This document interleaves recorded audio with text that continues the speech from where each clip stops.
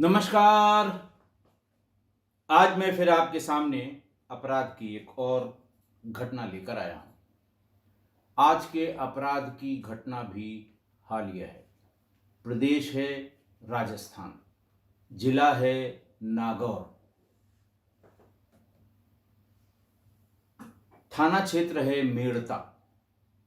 मेड़ता थाना क्षेत्र में गांव है कुरड़ाया।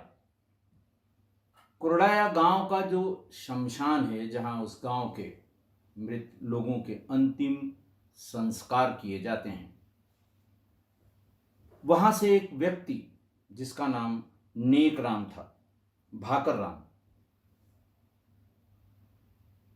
भाकर राम ने थानाध्यक्ष को फोन किया। बहुत धीमे धीमे बोल रहा था। उसने बताया कि मैं कुरड़ाया गांव के शमशान से बोल रहा हूं। मेरे सगे भाई, जिसका नाम नेमाराम माकड़ है, उसके अंत्येष्टि की पूरी तैयारी है। चिता बन गई है, लाश उसके ऊपर रख दी गई है, लेकिन लाश को जलाने से पहले जो संस्कार किए जाते हैं, उन्हें नहलाया जाता है। जब उनके कपड़े,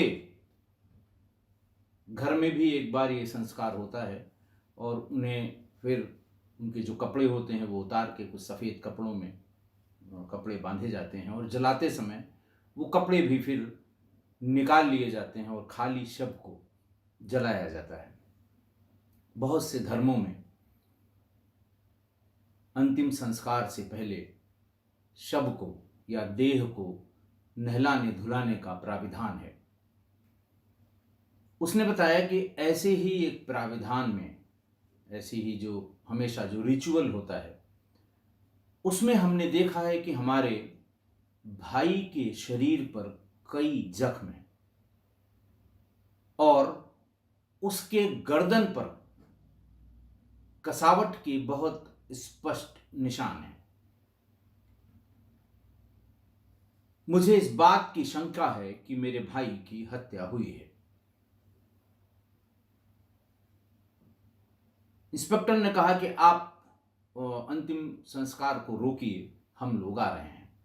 उसने कहा, साहब, अंतिम संस्कार को रोका नहीं जा पाएगा, क्योंकि हमारा भाई जो इस समय चिता पर जलने की तैयारी में है, हमारे परिवार के सिर्फ 2-4 लोग ही हैं, बाकी हमारा पूरा ससुराल यहां भरा पड़ा है।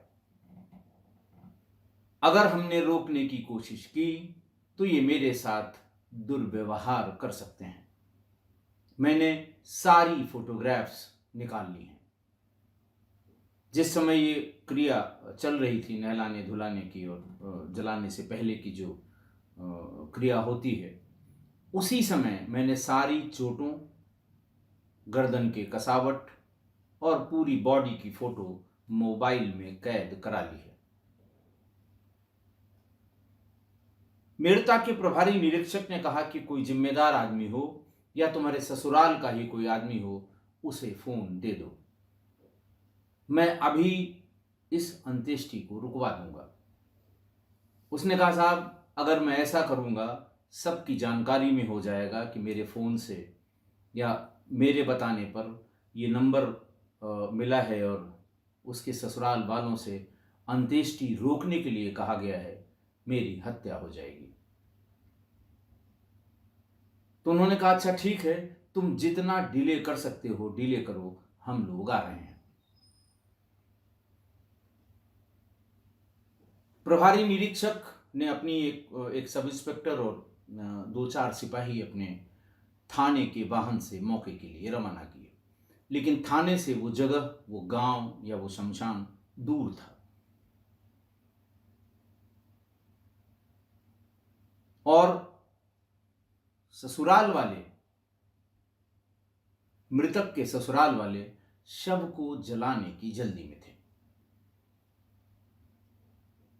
मृतक के भाई की इतनी हिम्मत नहीं पड़ी कि वो अंत्येष्टि को रुकवा सके। बहरहाल ससुराल वालों ने उसके बेटे से चिता में आग लगवा दी।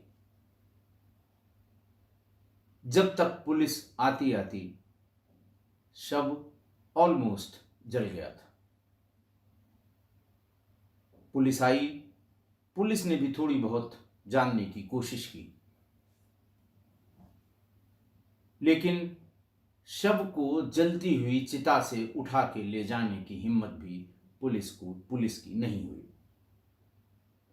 और पुलिस के पहुंचने के 15-20 मिनट या आधे घंटे बाद तक शव जलकर राख हो चुका था। पूरी प्रोसेस 2-2.5 घंटे की होती है। 2-2.5 घंटे में वो जब तक वो पहुंचते पहुंचते शव जला दिया गया था। लोग अपने अपने घर पहुंच गए।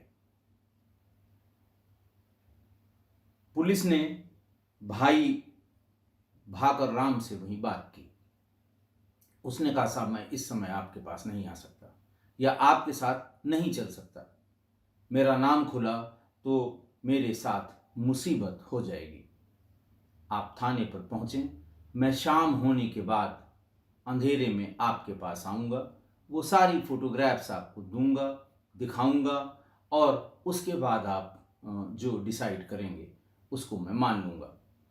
बहरहाल रात में 8 बजे मृतक नेमाराम माकड़ के बड़े भाई भाकर राम थाने पर पहुंच गए।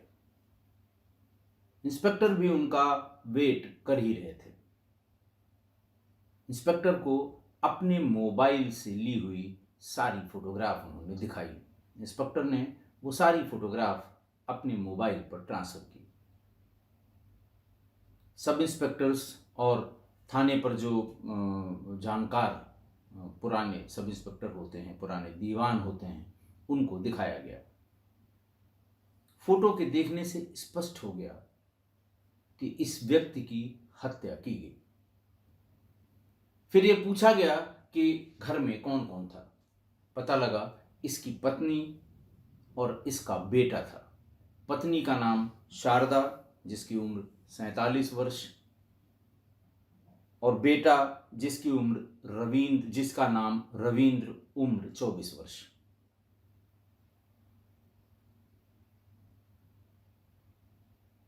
उसने पूछा कि जब आपको सूचना मिली या आपको बताया गया, क्योंकि एक ही गांव में उसका घर भी था और ससुराल भी था, तो उसने ये बताया कि बेटा रविंद्र दौड़ते हुए हमारे घर पर आया था और उसने ये बताया था कि मेरे पिता की मृत्यु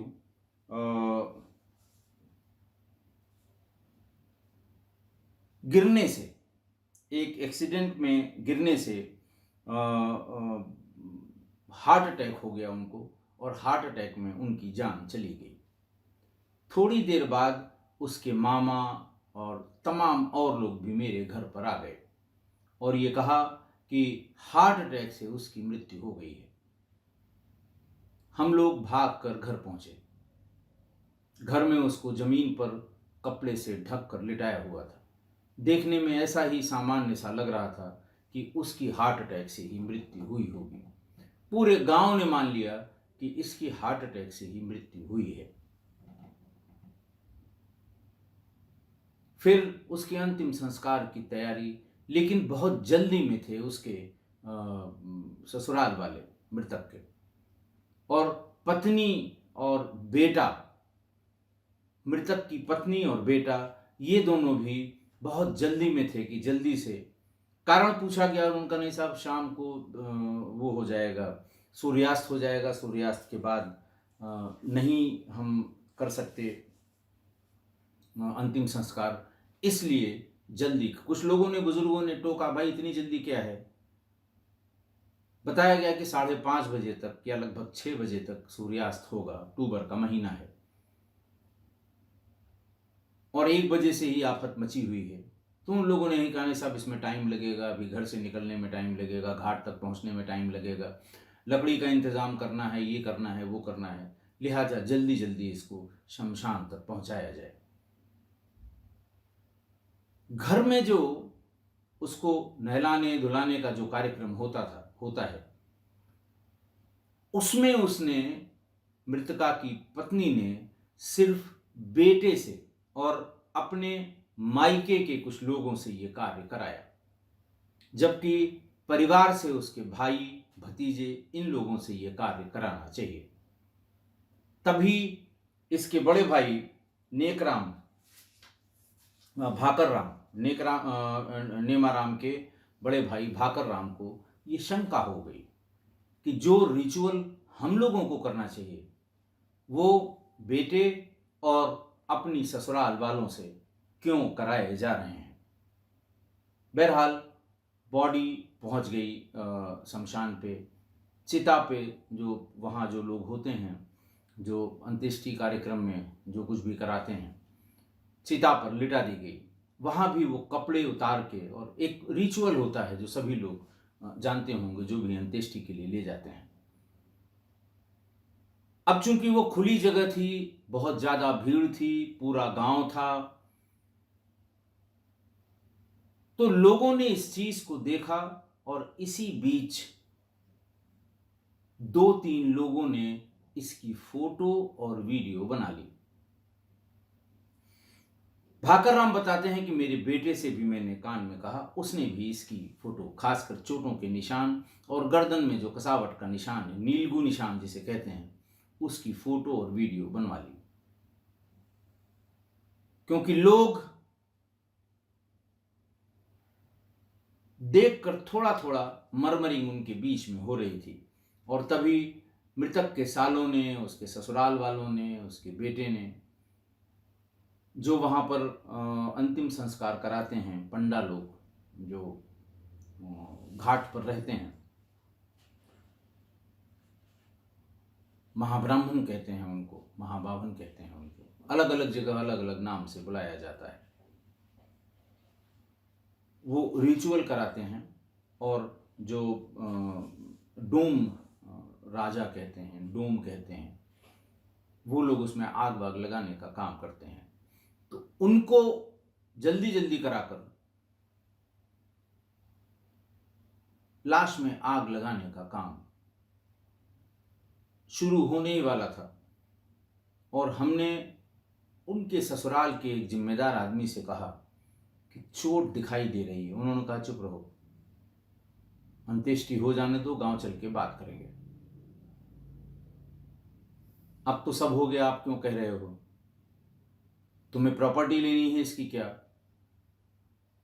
इस तरह की बात सुनते ही मैं सहम गया, लेकिन मुझसे रहा नहीं गया। मैंने फोन आपको यानी इंस्पेक्टर को करके वस्तु स्थिति से अवगत करा दिया। इंस्पेक्टर ने कहा कि कौन हो सकता है, क्या हो सकता है? बोले साहब, जब 2 ही लोग घर में थे, पत्नी और बेटा, यही दोनों लोग बता सकते हैं। थाने के पुलिसकर्मियों ने, जिन लोगों ने ये फोटो और वीडियो देखी, सबको ये यकीन हो गया कि ये सामान्य हार्ट अटैक या सामान्य मृत्यु का नहीं, हत्या का मामला है। अगले दिन यानी कि 5 अक्टूबर 2022 को थाने से महिला कांस्टेबल और महिला सब इंस्पेक्टर भेजकर मृतक नेमाराम माकड़ की पत्नी शारदा माकड़ को और बेटे रविंदर को थाने बुलवाया गया। दोनों आ गए। इनिशियल पूछताछ की कैसे हुआ, क्या हुआ, मां बेटे दोनों एक ही बात बता रहे थे। फिर पुलिस ने पूछना शुरू किया कि शरीर पर फला जगह चोट थी, फला जगह चोट थी और फला जगह चोट थी, ये चोट कैसे आई? शारदा और उसके बेटे ने कहा कि साहब शराब बहुत पीते थे, कल ये शराब पीकर मोटरसाइकिल से आ रहे थे, मोटरसाइकिल से गिर पड़े और चोट लग गई।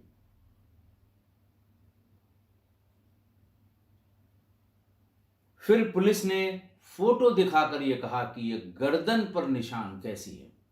पहले पूछ लिया कहाँ कहाँ तुमने चोट देखी, तो उनका साहब यहाँ थी, यहाँ थी, यहाँ थी, और उस समय तो नशे में थे, उस समय तो आके सो गए, सवेरे दर्द बताया तो फिर मैंने डॉक्टर से दवाई ली, इस तरह की एक फर्जी कहानी सुनानी शुरू की मृतक की पत्नी शारदा ने। उसके बाद पूछा गया कि बताओ, गर्दन पे चोट का तुमने कोई जिक्र नहीं किया, ये चोट कहां से आई?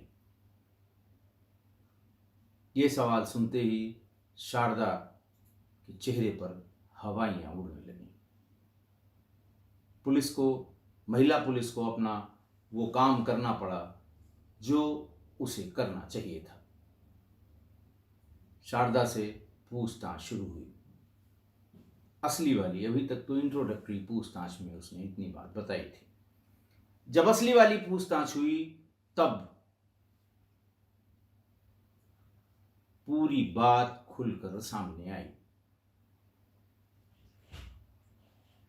धीरे धीरे बताई गई इस बात को पूरा कड़ी से कड़ी जोड़ने और पूरा मकसद क्या था ये करने में करीब 8 घंटे पुलिस को लग गए। सबसे पहले लगभग 3 साल पहले नेमाराम के नाम जो जमीन थी, पैतृक जमीन जो पिताजी से और बाबा से पिताजी में आई, पिताजी से फिर नेमाराम के नाम आई, भाइयों के नाम आई, कुल 15 बीघे जमीन नेमाराम के हिस्से की आई थी। शराब पिला पिलाकर और तहसील में ले जाकर शारदा ने वो सभी 15 बीघे जमीन अपने नाम करा ली। होश आने पर नेमाराम ने इसका विरोध किया। पत्नी ने यह बताया कि तुम शराब के नशे में रहते हो, मुझे डर है कि कोई तुमसे दूसरा आदमी ये जमीन न लिखवा ले, इसलिए मैंने पहले ही अपने नाम जमीन करा ली। तुम्हारे नाम रहे या मेरे नाम रहे, एक ही बात है।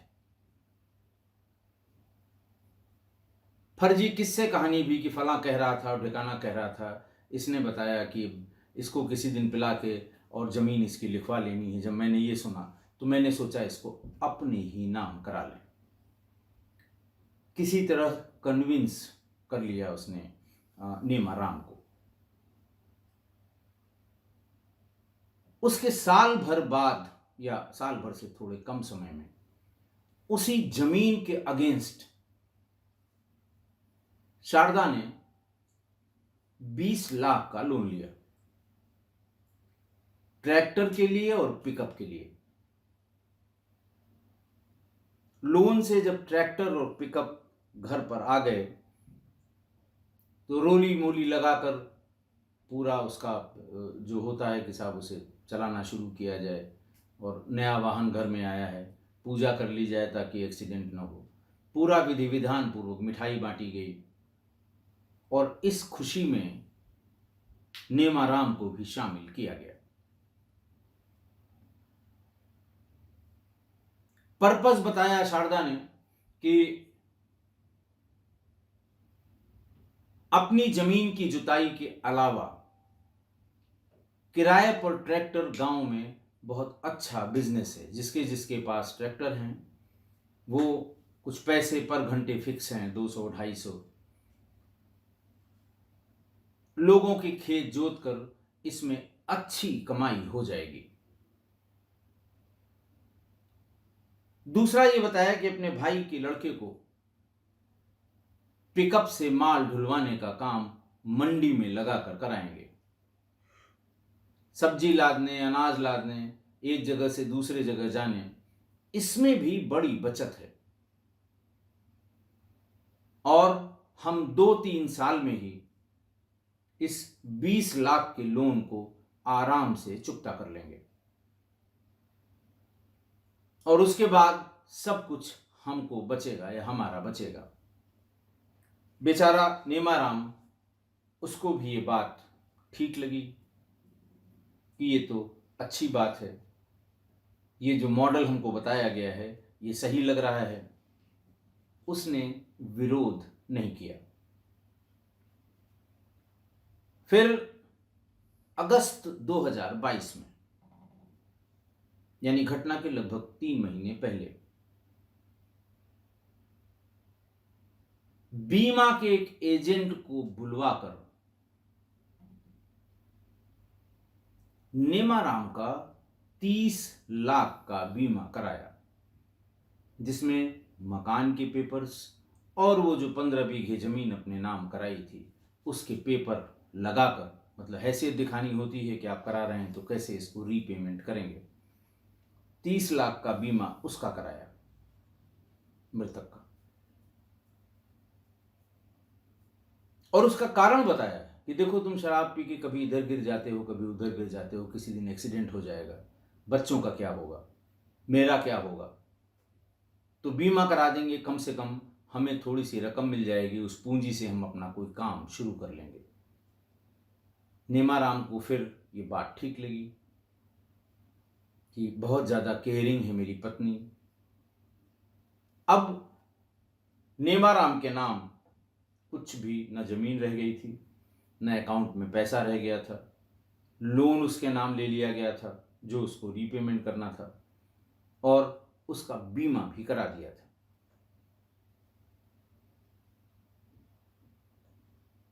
शारदा के दिमाग में शैतान घूम रहा था 3 साल से। उसको लगा कि अगर ये मर जाए तो एक तो लोन माफ हो गया, 20 लाख वो मिले, वो खत्म हो गए, दूसरा 30 लाख बीमे का मिल जाएगा, यानी कुल 50 लाख का फायदा होगा अगर ये मर जाएगा। मेरा बेटा आराम से अपना बिजनेस कर लेगा। अगर ये ट्रैक्टर और जो पिकअप, इसका काम चल गया तो बीमे की रकम से 2 पिकअप और खरीद लेंगे, और फिर हम रातों रात 4 पहिया गाड़ी आ जाएगी, बढ़िया मकान बन जाएगा, और बाकी चीजें उसके जो सपने थे वो सपने देखने लगी। घटना के 20-25 दिन पहले एक दिन नेमाराम शराब पीकर आया। उसी दिन तय कर लिया शारदा ने कि आज इसे मार देंगे। किसी बात पे अगर किसी को लड़ना हो तो उसके लिए कोई गंभीर बात की आवश्यकता नहीं है, किसी बात पर लड़ाई शुरू कर दे कि तुम ये नहीं आए, तुम वो नहीं आए, या उसने कहा दाल में नमक कम है, नमक ज़्यादा है, उसी बात पर लड़ाई झगड़ा शुरू की और उसे लाठी डंडे से बहुत मारा। लेकिन चिल्ल पों सुनकर आसपास की कुछ महिलाएं आ गईं, जिसकी वजह से वो अपने काम को पूरी तरह अंजाम नहीं दे पाई। प्लान फेल हो गया। फिर 4 अक्टूबर को दिन में गांव में ही कोई प्रोग्राम था, किसी की इंगेजमेंट, किसी लड़की से संबंधित प्रोग्राम था, वहां पर गया, वहां से भी शराब पी कर आया। शराब पी कर आते ही, ये तो पहले से ही मौके की तलाश में थी शारदा, उसने ये कहना शुरू किया कि आज तुमको हम घर में भीतर नहीं घुसने देंगे। कैसे तुमने शराब पी ली? दिन में कैसे पी ली? उसने बताया कि हम फला फला जगह इस फंक्शन में गए थे, सबने पिया, हमने भी पी लिया। लेकिन शराब वो ज्यादा पिए हुए था, धक्का देकर उसको नीचे गिरा दिया, सीने पर सवार होकर अंगोछे से उसके गर्दन को कस दिया। इतना कसती गई वो, क्योंकि नशे में था, वो ज्यादा विरोध नहीं कर पाया, उसकी हत्या कर दी।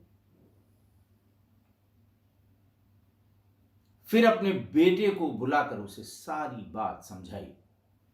आधे घंटे तक क्या लोगों से कहना है, क्या बताना है, उसको वहां से उतार कर जमीन पर उतारना, रखना, और मुंह तक चादर से ढक देना, गर्दन के पास के इलाके पर वो अंगोछा एक रख देना ताकि लोग गर्दन के उस निशान को न देखें। जब सब काम पूरा हो गया तब रोना पीटना शुरू किया शारदा ने। महिलाएं आ गईं, फिर अड़ोस पड़ोस की, क्या हुआ, बोले अभी आए थे फलां के यहाँ से शादी में, लेटे, हार्ट अटैक हो गया, मर गए।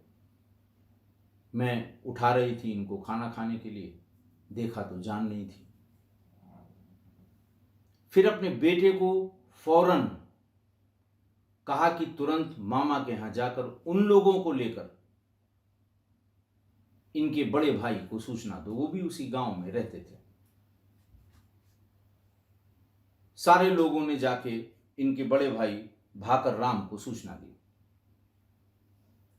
भाकर राम को तब ये शंका होनी शुरू हुई जब जल्दबाजी में इसको शमशान ले जाने की बात होने लगी, और जब लास्ट रिचुअल जो नहलाने धुलाने का घर में काम होता है, उसमें भाई या उसके परिवार के किसी व्यक्ति को शामिल नहीं किया गया।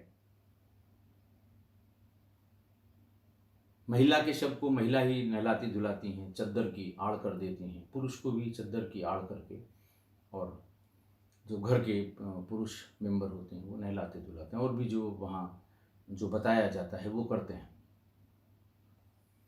यहीं से उसका शक गहराने लगा था, और जब भरी भीड़ के बीच में ये क्रिया चिता पर शुरू हुई तो मोबाइल के उस फोटोग्राफ ने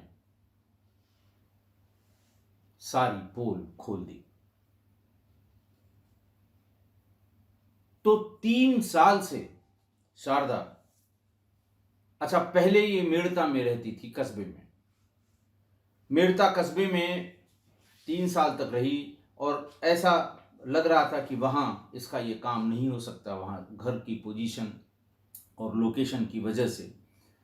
इसीलिए ये थोड़े दिन पहले कुरड़ाया गांव, जो इसका गांव था, वहाँ पर चली गई थी, पति बेटे के साथ खुद वहीं रहने लगी थी।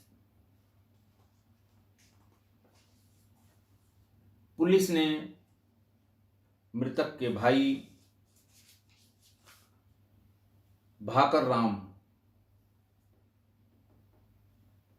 जिनकी उम्र 60 साल थी, सन ऑफ बालू राम, इनकी तहरीर पर हत्या का मुकदमा लिख दिया, और महिला की तमाम स्वीकारोक्ति जो उसने बताई थी उसको वेरीफाई करने के बाद शारदा को गिरफ्तार कर लिया गया। मामले की जांच सीआई रोशन सिंह सामरिया वर्तमान में कर रहे हैं, और गांव के लोगों से पूछताछ में भी उन्हें यह पता लगा कि पत्नी इसके साथ मारपीट करती थी। कुछ दिन पहले उसे गंभीर चोटें भी मारपीट से आई थी, और घटना वाले दिन भी हल्ला गुल्ला मचा था। इन्हीं सारी एविडेंस के साथ शारदा को जेल भेज दिया गया। बेटे के बारे में भी लोगों ने पूछा कि रविंदर को जेल क्यों नहीं भेजा, तो पुलिस ने यह बताया कि नहीं, रविंदर को हत्या की जानकारी नहीं थी। रविंदर को यह कह के जल्दी जल्दी अंत्येष्टि की बात कर रहे थे कि जल्दी नहीं करोगे तो कोई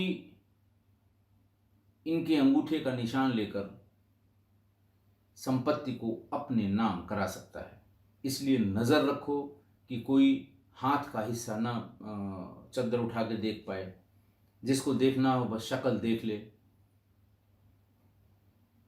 और जल्दी से जल्दी इसकी अंत्येष्टि कर दो। शव के पास किसी को फटकने मत दो।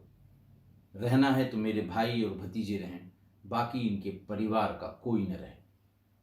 उसको सिर्फ इतनी जानकारी थी, इसलिए उसको जेल या उसकी अपराध में संलिप्तता नहीं पाई गई और उसे जेल नहीं भेजा गया। आज की घटना, 28 साल के वैवाहिक जीवन के बाद कोई पत्नी इतनी निर्दयी हो सकती है, इतनी नृशंस हो सकती है, इतनी क्रूर और शातिर हो सकती है, ये कल्पना से परे है, ये समझ से परे है। 28 साल जिसके साथ रही हो, जिससे 2 बच्चे हों, बच्चे बड़े बड़े हों, बेटी की शादी हो चुकी हो, वो अपने ससुराल में रहती हो, बेटे की शादी होने वाली हो, ऐसे में पत्नी इतनी निर्दयी और नृशंस और क्रूर हुई कि उसने पति की हत्या कर दी। कारण सिर्फ यही था कि बड़ा आदमी बनने की लालच, पैसा आ जाए और कुछ काम धाम शुरू करें। जैसे गांव में कुछ लोग काम शुरू करने के बाद अचानक अमीर हो गए, बड़े आदमी हो गए, वैसा हम भी हो सकते हैं। 3 साल से प्लान करते करते और 2 बार अटेम्प्ट करने के बाद फाइनली शारदा ने अपने पति की हत्या कर दी। देखिए, गांव की जो सक्सेस स्टोरीज हैं वो बहुत छोटी छोटी होती हैं, बहुत छोटी छोटी। कि फला ने टेम्पो खरीदा, चलाना शुरू किया, अब उनके पास 4-5 टेम्पो है, मकान भी बन रहा है, मोटरसाइकिल भी खरीद ली है। ये सक्सेस स्टोरीज छोटी छोटी गांव की हैं कि कुछ नहीं करते थे, पास के कस्बे में पान की दुकान खोल ली, मोटरसाइकिल भी खरीद ली, अब उनका काम अच्छा चल पड़ा। अगली सक्सेस स्टोरी जो सामान्य रूप से हर गांव में देखने को मिल जाएगी कि पिकअप खरीद के माल की ढुलाई का काम शुरू किया और 2 बहनों की शादी बड़ी अच्छी तरह से की, इतना पैसा मिल गया। ट्रैक्टर खरीद के जुतवाना शुरू किया, अपना पंपिंग सेट लगवा लिया, अब वो सिंचाई से भी पैसा लेता है। ये छोटी छोटी सक्सेस स्टोरीज गांव की हैं। और हम लोग YouTube पे जिस सक्सेस स्टोरी के आदी हैं या जो देखते हैं कि साहब 5,000 की पूंजी लगाकर 10 करोड़ का बिजनेस हो गया, 20,000 से स्टार्टअप शुरू किया, 5 कंपनियों का मालिक हो गया, इस तरह की हजारों सक्सेस स्टोरीज आपको YouTube में मिल जाएंगी।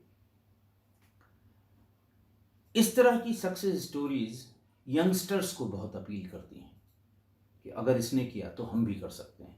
कोशिश भी करते हैं, प्रयास भी करते हैं और कुछ कुछ अपने इस प्रयास में सफल भी हो जाते हैं। लेकिन गांव की ऐसी सक्सेस स्टोरीज वो शारदा जैसी महिलाओं या पुरुष को ही अपील करती है। और इसी तरह की गांव की कुछ सक्सेस स्टोरीज ने उसे सपने देखने के लिए मजबूर कर दिया।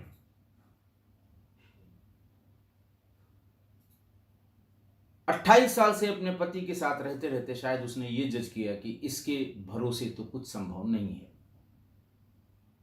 बेटा ही हमारा ऐसा कर सकता है। उसके लिए जमीन लिखवाना, जमीन के अगेंस्ट ट्रैक्टर और पिकअप खरीदना, उसके बाद उसका बीमा करा देना, ये सब उसी प्लान के तहत था कि काम जब शुरू करेगा मेरा बेटा तो बहुत जल्दी बड़ा आदमी बन जाएगा, हमारा भी पक्का मकान होगा, 4 पहिया वाहन होगा। इस तरह के जो सपने उसने देखे थे शारदा ने, उसको अपने बेटे के जरिए पूरा करने की मन में ठान ली थी। पहले लोन ले लो, फिर पिकअप और ट्रैक्टर ले लो उसी जमीन के अगेंस्ट, फिर बीमा करा लो कि इन केस ये मर जाए तो इसका पैसा अलग से मिल जाए। जब उसके पास कुछ नहीं रह गया तब उसका दिमाग घूमने लगा कि अगर ये मर जाए तो 20 लाख का लोन माफ और 30 लाख का बीमा मिल जाएगा क्लेम, 50 लाख हमारे पास होंगे, बेटे को ट्रैक्टर और पिकअप का लोन अदा नहीं करना होगा और नगद पैसे होंगे, हम और पिकअप और ट्रैक्टर खरीद के उसे चलवाएंगे। प्लान तो देखिए फूल प्रूफ बनाया था और ऑलमोस्ट सक्सेसफुल भी हो गया। ये तो भला हो मृतक के भाई और उसके 2 एक परिजनों का, जिन्होंने डेड बॉडी की फोटो खींचकर यह साबित किया कि ये हार्ट अटैक से नहीं, इसकी हत्या हुई है। हालांकि पीएम पोस्टमार्टम न होने के कारण ट्रायल में ये केस टिकेगा, इसमें हमें शंका है। तमाम चीजें बताई जाएंगी और ये कहा जाएगा साहब पीएम नहीं हुआ है, इससे ये बातें प्रूव नहीं होती। ऐसा मुझे लगता है कि बहुत मुश्किल है, लेकिन कम से कम उसने हत्या की ये जानकारी पूरे गांव और आसपास के लोगों को हो गई, और ट्रायल जब तक होगा, समापन होगा, बरी होगी या सजा होगी, तब तक तो जेल में रहेगी। शारदा की अति महत्वाकांक्षा, पुत्र प्रेम और समाज में दिखाने के लिए बड़े आदमी होने का ढोंग, इन्हीं चीजों ने उसे पति का हत्यारा बना दिया। ऐसा नहीं है कि पति को इसका एहसास नहीं हुआ होगा। अपने नाम जमीन कर ली और कहा कि तुम किसी को लिख देते, या कोई दूसरा इस फिराक में था कि तुमसे लिखा लेता। फिर लोन लेके दो गाड़ियां ले लेना। एहसास तो उसे जरूर हुआ होगा, लेकिन इतना खतरनाक अंजाम होगा इसके बारे में शायद उसने नहीं सोचा होगा। इसीलिए किस्सा गोई परिवार के लोगों से मैं ये कहूँगा कि अगर घर परिवार में किसी पर, किसी के ऊपर या किसी में अति महत्वाकांक्षा के लक्षण दिखें तो थोड़ा सावधान रहने और उसके कार्यकलापों पे नजर रखने की आवश्यकता है। महत्वाकांक्षा बुरी चीज नहीं है, हर एक को रखनी चाहिए, बड़ी महत्वाकांक्षा भी रखनी चाहिए, लेकिन उस महत्वाकांक्षा को पाने के लिए जो रास्ता है इस पर नजर जरूर रखें, वरना वही होगा जैसे कहते हैं, सावधानी हटी दुर्घटना घटी। आशा है आप मेरी इस बात से सहमत होंगे। आज के लिए इतना ही, बहुत बहुत धन्यवाद। नागौर के मेड़ता में एक पत्नी ने अपने पति को पहले जमकर पीटा, उसके बाद गला दबाकर हत्या कर दी। पत्नी 3 साल पहले ही पति की मौत की स्क्रिप्ट लिख चुकी थी। करीब 3 साल पहले उसने पति की जमीन जायदाद अपने नाम कराई थी। इस दौरान भी उसने पति को टॉर्चर किया था और उसके पैर तोड़ दिए थे। 3 महीने पहले ही उसने पति के नाम से 20 लाख रुपए के ट्रैक्टर और पिकअप फाइनेंस कराए थे। साथ ही पति का 30 लाख रुपए का बीमा भी कराया था ताकि मौत के बाद वो उसका क्लेम उठा सके। दाह संस्कार होने के बाद हमें जानकारी मिली कि उस व्यक्ति के साथ में मारपीट हुई थी, उसके शरीर पे चोटें थी। हम गांव में गए और जानकारी की तो पता चला कि उसमें उसकी पत्नी द्वारा ही उसकी आपसी लड़ाई झगड़े के दौरान मारपीट करके हत्या कर दी गई है। अंतिम संस्कार के वक्त मृतक के भाई ने शरीर पर चोटों के निशान देखे और मोबाइल में फोटो ले लिए। इसके बाद पुलिस को शिकायत कर दी। पुलिस ने महिला से पूछताछ की तो उसने अपना गुनाह कबूल कर लिया। हिमांशु गौड़, दैनिक भास्कर, मेड़ता।